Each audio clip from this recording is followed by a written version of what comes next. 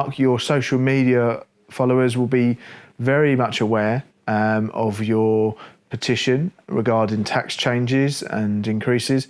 Our company provide accommodation for homeless people, and we've seen them numbers increase. Do you believe the tax changes are one of the causes of this?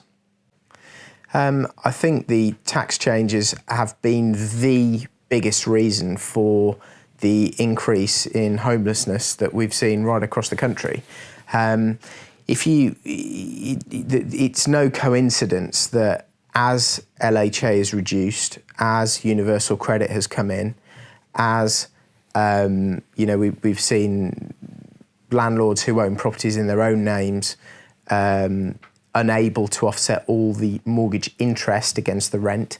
And as we've seen stamp duty increase, the 3% surcharge on new properties that landlords would buy, there have been less properties available to rent. Lots of this hasn't kicked in yet. The biggest change is the inability to offset all the mortgage interest against the rent. That most landlords won't see the effect of that until January 2019, because that's when they'll file that return and pay that tax bill. I think at that point it's going to become more and more obvious that their tax bill's gone up a lot, and they're going to be talking to their accountants.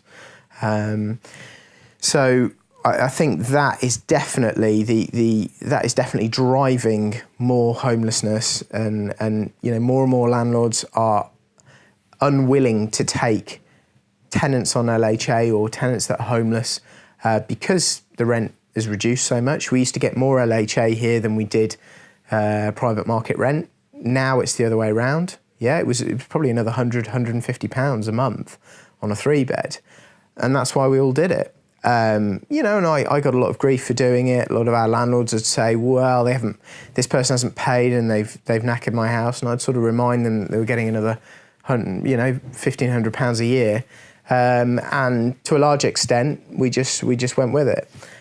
When that started to reverse, there was no incentive to do it anymore. So that was huge, and that came in before these landlord tax changes. But the landlord tax changes are the sort of icing on the cake. It's the final nail in the coffin. I know very few private landlords now that will take LHA, homeless, whatever, unless it's the council standing behind it, and giving a lease, and paying the rent directly. I think that's a different scenario, and you guys are obviously in that position, which is great, but I just think it's all going to come round. I think councils increasingly are going to have to contract directly with landlords if they want to get properties, because it's just been made very unappealing by central government.